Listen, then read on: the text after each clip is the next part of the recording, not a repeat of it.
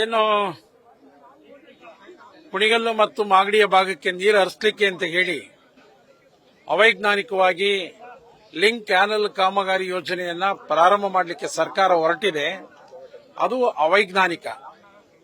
ಈ ಯೋಜನೆ ಕಾರ್ಯಗತ ಆದರೆ ಮೂಲ ನಾಲೆಯ ಮುಖಾಂತರ ಸುಮಾರು 6-7 ತಾಲೂಕುಗಳಿಗೆ ಹರಿತಕ್ಕಂಥ ನೀರಿಗೆ ಅಪಾಯ ಆಗ್ತದೆ.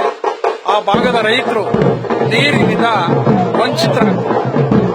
ಹಾಗಾಗಿ ಈ ಒಂದು ಯೋಜನೆಯನ್ನ ಕೈಬಿಡಬೇಕು. ಈ ಯೋಜನೆಯ ಮಾಡೋದ್ರಿಂದ ಸಾಕಷ್ಟು ಹಣ ವ್ಯಯ ಆಗ್ತದೆ, ರೈತರ ಭೂಮಿ ಹಾಳಾಗ್ತದೆ.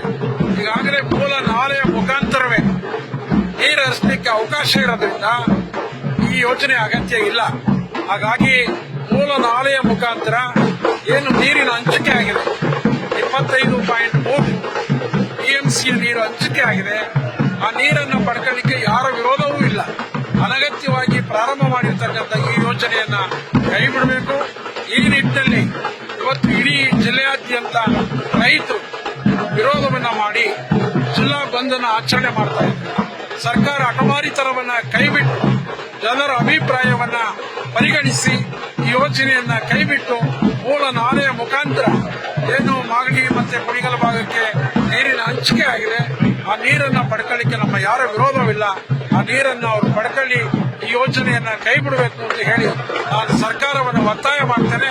ಒಂದು ವೇಳೆ ಈ ಯೋಜನೆಯನ್ನ ಸರ್ಕಾರ ಕೈ ಬಿಡದೇ ಇದ್ರೆ ಜನ ದಂಗೆ ಹೇಳ್ತಾರೆ. ಯಾಕೆಂದ್ರೆ ನೀರಿನ ಮೂಲ ಇರ್ತಕ್ಕಂಥದ್ದು ಇದು. ಹಾಗಾಗಿ ಸರ್ಕಾರ ಈ ಯೋಜನೆಯನ್ನ ಕೈ ಬಿಡಬೇಕು ಅಂತ ಹೇಳಿ ಒತ್ತಾಯ ಮಾಡ್ತೇನೆ. ನನ್ನ ಹೆಸರು ಗೋವಿಂದರಾಜು, ರೈತ ಸಂಘದ ರಾಜ್ಯ ಕಾರ್ಯಾಧ್ಯಕ್ಷ, ತುಮಕೂರು ಜಿಲ್ಲಾಧ್ಯಕ್ಷ.